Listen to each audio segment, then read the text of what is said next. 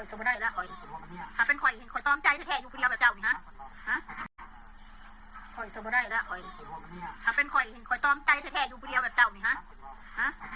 แม่นบริพักผ่อนดอกนอนอยู่นี่ได้จะนะฮะพระผมแพทย์ปกให้จุดยากันยุ่งเอามีมุ้งข่อยก็ยังจุดยากันยุ่งเอาคือกันยุ่งมาได้มีนะมาได้มีปัญหาในยุ่งอยู่ในทัศน์ว่าอยู่ป่ายุ่งยังไม่ได้ข่อยมีข่อยไปนั่งเพื่อนเอ้ยคนน่ะป้าต้องเป็นฟูงเลยนะมีโต๊ะบักไงแล้วเอาอันนั้นมาให้ข่อยแนวซอดยุ่งอ่ะตับกูต้องยิงเลยทำจากแล้วเบาแล้วป้าตบมันทรมานจิตใจแล้วอยู่หันน่ะอยู่แบบว่ามีไผ่เนาะตาเนาะมันเป็นเศร้าๆโศกๆเนาะข่อยเข้าใจเต่าการอยู่คนเดียวนี่บ่มีหมู่คุยบ่มีหมู่ข่อยนี่ยังมีผัวข่อยได้ผัวข่อยยังว่าคอยแบบให้กำลังใจข่อยเวลาข่อยเครียดแล้วยังว่านั่นแน่มันก็เลยเฮ็ดให้แบบบ่เหงานอนเบิ้งในกันเลี้ยงแล้วคอยจวดคนตลอดได้ไปไงเผ็ดไม่ตลอดอดเอาเขาเลี้ยงเขามีมูเขาเลี้ยงวันนาทีก็ได้เนาะแบบได้ยังมีชีวิตอยู่กับสู่ต่อไปเนาะแต่สุขิตมากแต่มันยิ่งไม่เห็ดโศกเห็ดเศร้าเห็ดเครียดแห้งไปกันใหญ่แล้วว่าคนเฮานะ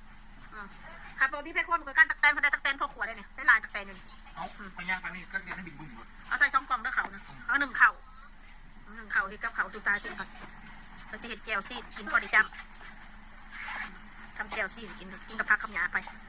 นี่ยังก็กินได้นี่เนาะไปกระทุกคือกันละจ้าตาเจ้ากินคำกันเขาก็มีแม่คอยนั่นแหละเวลาเขาไม่อยากไม่กินของเขาไปเอาหน้าแม่คอยป้าเพชรจะคือเห็ดแต่นี่ว่าคือข่าวสารเต็มเลยตันได้เอาอันนี้ทั้งขาดมันสิเห็ดแต่นี่ก็เสียเข่าบ้านแล้วเนาะมันบริเวณเกียร์เข่าบ้านไหนบ้านจะวางกันในแล้วทุกอย่างเป็นอะไรกันเป็นตาบ้านละบังกินบังลุกเพชรกินตัวนี้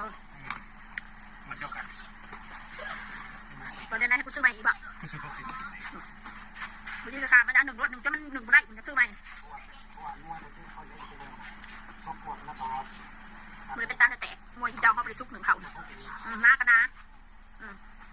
ผู้ได้เห็ดหวดเห็ดมวยแป้งยิบผ่าเห็ดตรงลงข้างกลางมันได้สิซุกเขา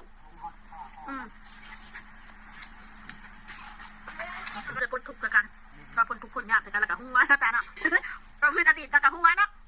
ทำไมคนมีเงินที่ตะกี้เนาะเว้ยเจ้าไปได้ลำบากหรอกเขาสิเลี้ยงเอาคือคุ้มเมื่อเนี่ยข่อยกับสิตายเพราะข่อยลำบาก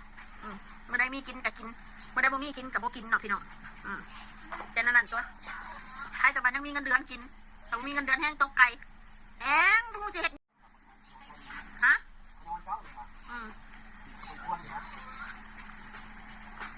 ลำพังเฮาเขาไปกินมันประกันใดดอกพี่น้องลูกนี่นี่นะเมื่อไหร่ก็ไปซื้อน้องมาให้2 แพ็คเสื่องแล้วให้กินกล่อง1บัดนอนเดี๋ยวจะให้กินอีกกล่อง1พอมันเห็นบัดมันก็กินบัดแล้วค่ะพอกินข้าวกินน้ำแล้วนะ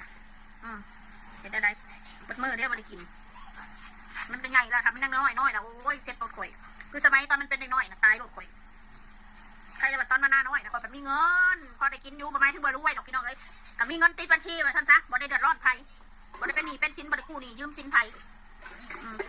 แต่กินยังก็ซื้อมากินแต่เฮ็ดยังก็เฮ็ด